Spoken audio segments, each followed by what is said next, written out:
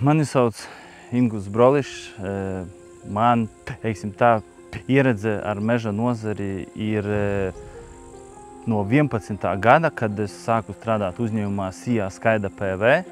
Mežizstrādes uzņēmums ļoti augošs. Meža nozarē pārsvarā sniedzam pakalpojumu valsts mežiem, bet arī privātajam sektoram. Mūsu specifika ir mežizstrādes pakalpojums, zāģēšana, pievešana un apaļkoku materiālu transportēšana. Mana personīgā pieredze ar mežu kā apsaimniekošanu sākās no 2020. gada, kad es iegādāju savu pirmo īpašumu Ievlejas, un es sapratu, ka ir kaut kas jāpadara.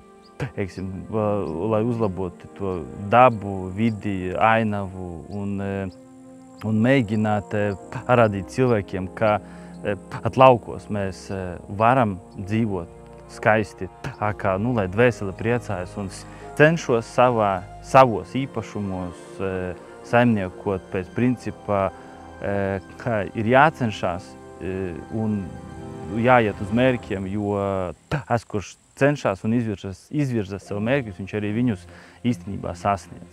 Man neviens īpašums nav mantots mantojumā.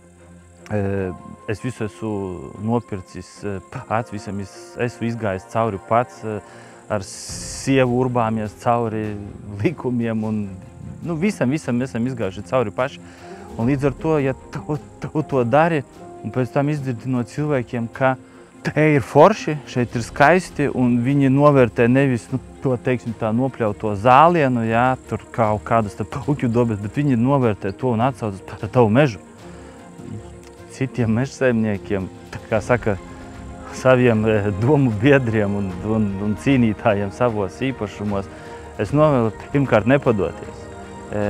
Ja pat jūs nenovērtē no malas citi šobrīd, tad iespējams tas tik novērtēts kaut kad nākotnē, bet tas, ko mēs darām, tas noteikti dod to ienesumu. Bet kad to pamanīs citi, es to uzskatu, jau ir tikai laika jautājums.